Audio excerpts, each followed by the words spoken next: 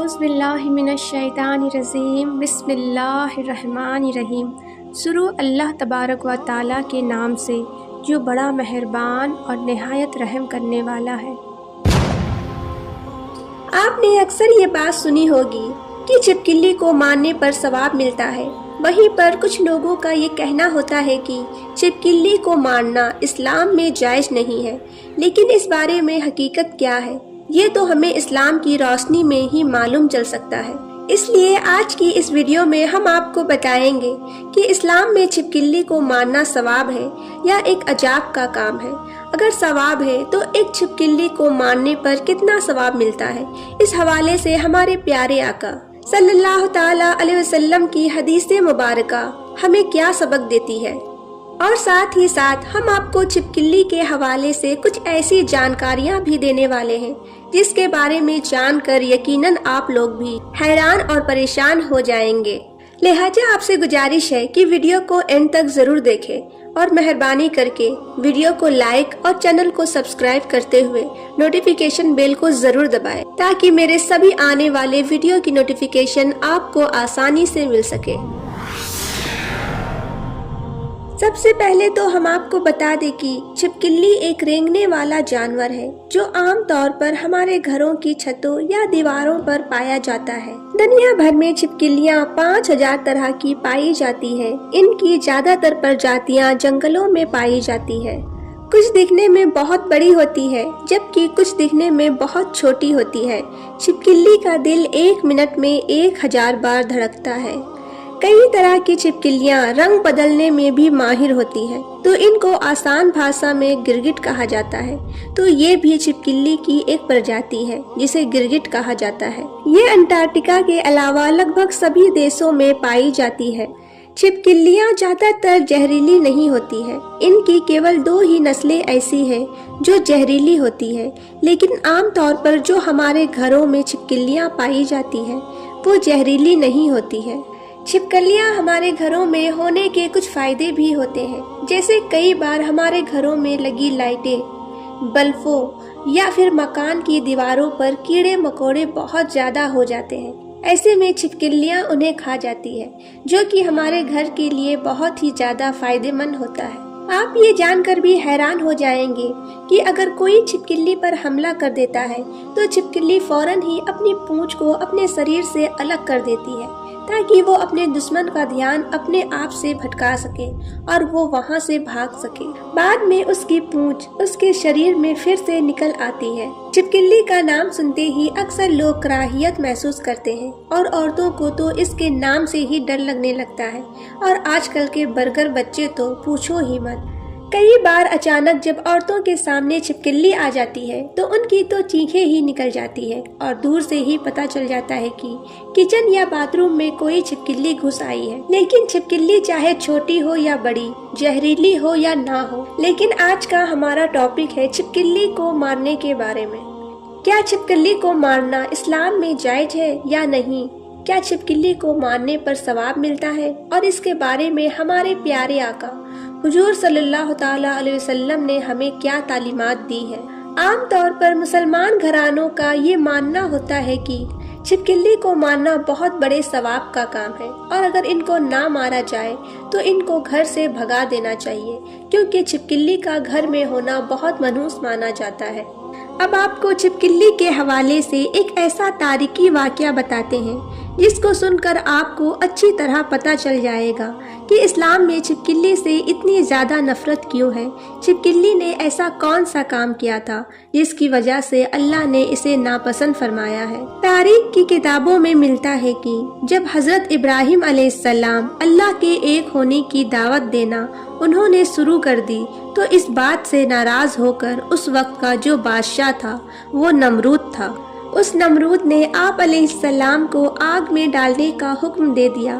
اس وقت یہ واقعہ ایک بہت برا اور خوفناک واقعہ تھا، مگر اللہ کے خلیل نے یعنی اللہ کے دوست حضرت ابراہیم علیہ السلام نے اس پر بھی صبر کیا، جس کا ذکر انسانوں کے علاوہ چرندوں پرند، جنوں انسان ان سب کے درمیان میں ہوا تھا۔ اس وقت چینٹی اور چھپکلی کے درمیان بھی اس واقعے کو لے کر ذکر ہوا تھا۔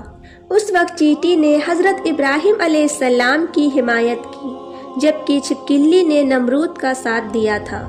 ایک اور روایت کے مطابق جب حضرت ابراہیم علیہ السلام کو آگ میں ڈال دیا گیا تھا تو یہ دیکھ کر چھوٹے چھوٹے پرندے بھی اپنی اپنی حیثیت کے مطابق اپنی اپنی چونچ میں پانی کے قطرے بھر کر اس آگ پر ڈال رہے تھے، یعنی کہ اس آگ کو بجھانے کی کوشش کر رہے تھے تاکہ یہ آگ حضرت ابراہیم علیہ السلام کے لیے ٹھنڈی ہو جائے اور اللہ کے خلیل کو زیادہ نقصان نہ پہنچ پائے۔ اس موقع پر صرف چھپکلی ہی ایک ایسا جانور تھا جس نے شیطان کی پیروی کی، جس کی وجہ سے اس نے پھونک مار مار کر اس آگ کو بھڑکانے کی کوشش کی تھی۔ اسی کام کی وجہ سے اللہ تعالیٰ اس سے سخت ناراض ہوا اور اسے ناپسند قرار دیا۔ اسی طرح سے ایک اور روایت کے مطابق حضرت ابن مغیدہ رضی اللہ تعالیٰ عنہ کی آزاد کردہ ایک غلام عورت جب حضرت بی بی عائشہ کے گھر گئی تو انہوں نے وہاں پر ایک نیزہ پڑا ہوا دیکھا۔ یہ دیکھ کر اس عورت نے بی بی عائشہ سے پوچھا کہ اس کا کیا مقصد ہے، تو آپ رضی اللہ تعالیٰ عنہ نے فرمایا یہ چھپکلی کو مارنے کے لیے ہے، کیونکہ اللہ کے نبی صلی اللہ تعالیٰ علیہ وسلم نے فرمایا ہے کہ جب سارے جانور حضرت ابراہیم علیہ السلام کو بچانے کی کوشش کر رہے تھے، اس وقت یہ چھپکلی ہی ایک واحد جانور تھی جس نے اس آگ کو بھڑکانے کی کوشش کی تھی۔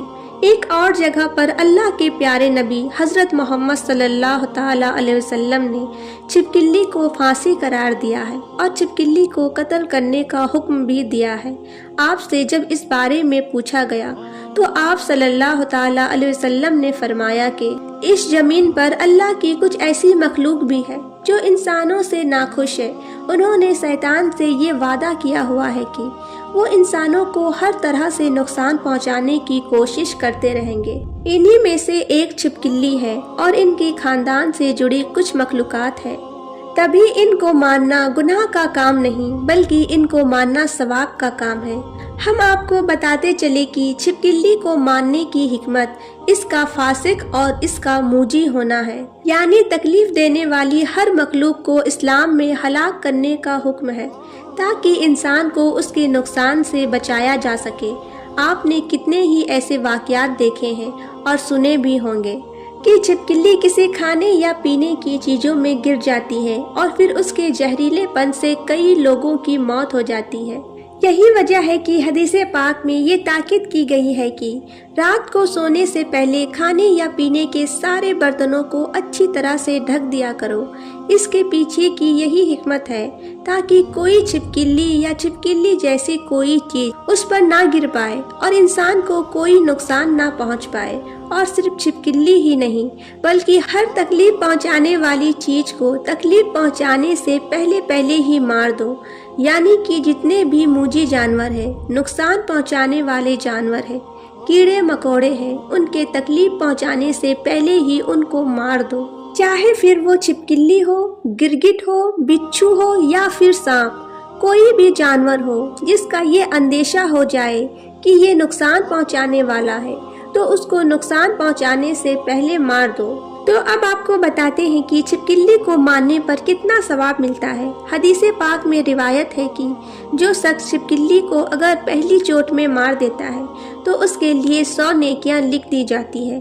اگر کوئی شخص چھپکلی کو دوسری چوٹ میں مارتا ہے تو اس کے لیے 50 نیکیاں لکھ دی جاتی ہے، اور اسی طرح اگر کوئی تیسرے چوٹ میں چھپکلی کو مارتا ہے تو اس کے نام اعمال میں 20 نیکیاں لکھ دی جاتی ہے۔ تو اس حدیث پاک سے معلوم ہوتا ہے کہ چھپکلی کو مارنے کا اسلامک حکم بھی ہے اور اس پر نیکیاں بھی لکھی جاتی ہے۔ اس لیے چھپکلی کو دیکھتے ہی ثواب کی نیت سے اور پیارے نبی صلی اللہ تعالیٰ علیہ وسلم کا حکم سمجھ کر فوراً مار دینا چاہیے۔ اس کی حکمت میں علماء اکرام نے بیان کیا ہے کہ اگر کوئی کسی چھپکلی کو ایک چوٹ میں مار دیتا ہے تو اس چھپکلی کو کم تکلیف ہوگی، 2 بار میں مارتا ہے تو اس کو تکلیف تھوڑی زیادہ ہوگی، اور اگر تیسری چوٹ میں مارتا ہے تو اس کو تکلیف اور زیادہ ہوگی، یعنی کہ پھر وہ تڑپ تڑپ کر مرے گی۔ اور آپ کو معلوم ہے اللہ کے پیارے نبی حضرت محمد صلی اللہ تعالیٰ علیہ وسلم تو پوری کائنات کے لیے رحمت بن کر آئے ہیں، اس لیے آپ نے فرمایا ہے کہ دیکھو تکلیف دینے والے جانوروں کو بھی مارنا ہے، لیکن انہیں بھی ایسے مارو کہ ان کو تکلیف کم سے کم ہو۔ اسی وجہ سے اس چھپکلی کو پہلی چوٹ میں مارنے کا حکم دیا گیا ہے تاکہ چھپکلی کو کم سے کم تکلیف ہو۔ اللہ تعالیٰ سے دعا ہے کہ اللہ پاک ہم سب کو بھی دن کی سمجھ نصیب فرمائے اور اس کے مطابق زندگی بسر کرنے کی توفیق عطا فرمائے۔